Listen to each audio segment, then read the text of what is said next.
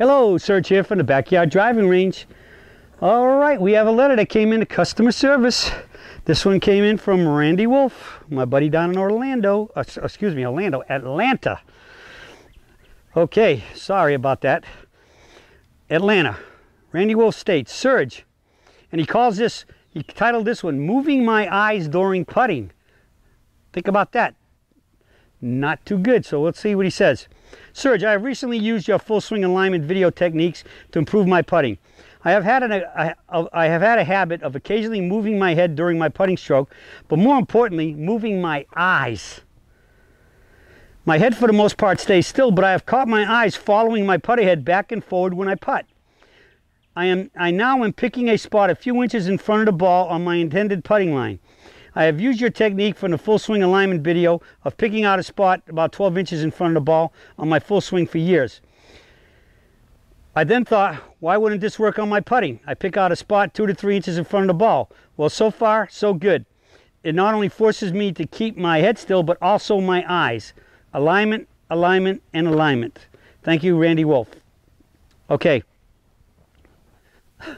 Spot on that one, Randy. All right, now again, Randy and I talk a lot, and we've talked about that. I actually kind of call it wandering eyes, and I did it for a long time. I knew that when I putted, I used to take my club outside on the backswing, and I had to really work on things to get that done correctly and figure out why.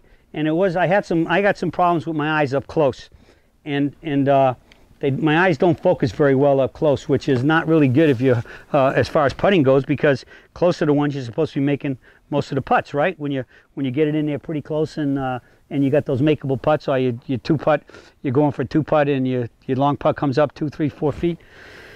Well, what I used to do is I always felt my putter went slightly outside the line, and so I've since fixed that. But I got into watching my putter going back, and when we always said you must keep still when you putt, I pretty much say that about everything, right? The head doesn't move in the swing.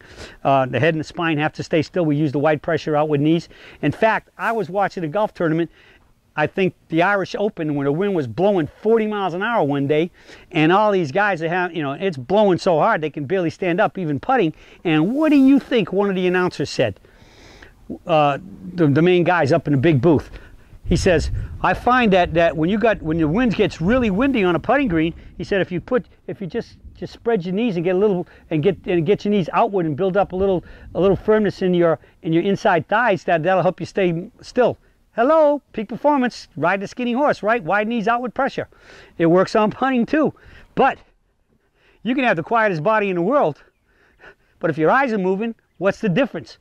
If your head's moving and your eyes are staying stable, but your head's moving, or your head's still and your eyes are moving, it's still having movement down there, which is going to affect the release, the stroke of the putter, and returning it back to the ball on the correct line with a square face.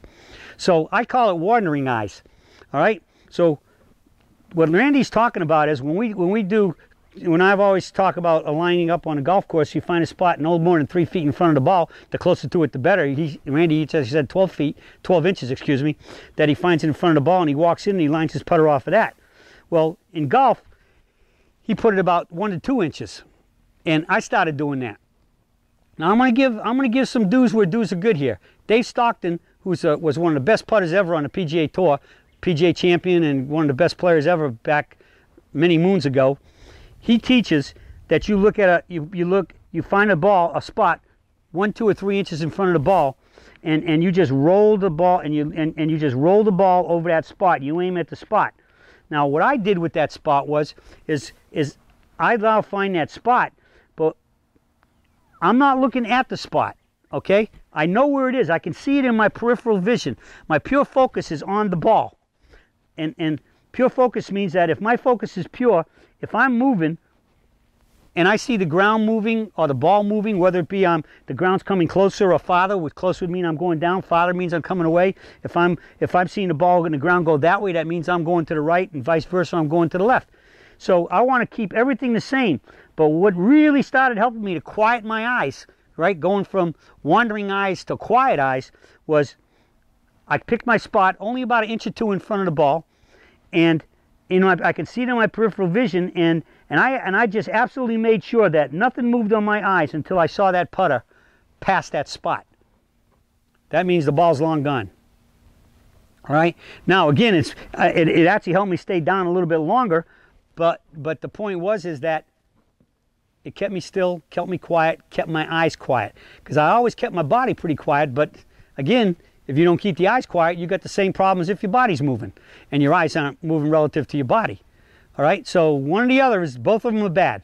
And it might amaze you how many of you probably have a fairly quiet body but got wandering eyes. And part of that is like you're having doubts about the putt, and you just get your eyes to move too fast to, like, you can't wait to see where the putt's going.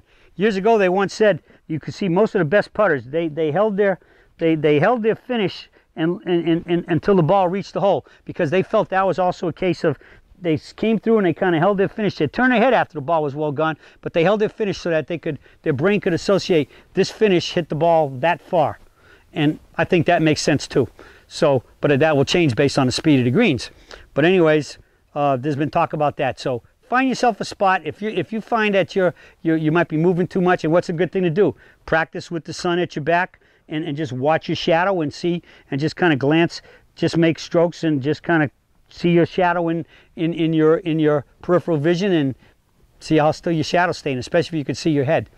And if it's all staying really still, and then you still think you got movement, it's got to probably be the eyes. So find that spot 1 or 2 inches, and make sure your eyes don't move. And if your eyes don't move, your body couldn't have moved. So you kill 2 birds with 1 stone, to use that expression. You in terms of making sure you're staying dead still when you're putting, because that's one of the requirements of all shots, and especially putting. We got the smallest margins in putting. The hole's only that big, right?